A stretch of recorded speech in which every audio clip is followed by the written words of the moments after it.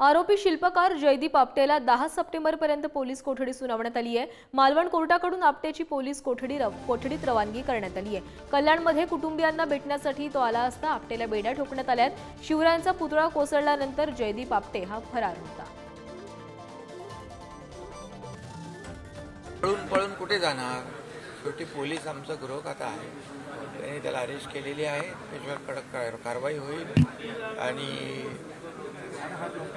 जे काही यापुढे चौकशी होईल, कठोर कारवाई होईल।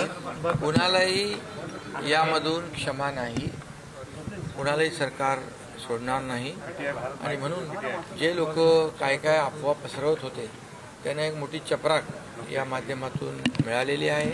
एक पथक रेल्वे स्टेशनवर आमचं कार्यरत होतं, तर एक पथक आपटे ज्या ठिकाणी राहतो त्या परिसरामध्ये तिथे सापळा रचून होतं आणि आमच्या माहितीप्रमाणे ठीक 10:15च्या आसपास हा आपटे त्याच्या घरी जाण्यासाठी त्याच्या घराच्या जवळच मिळून आला।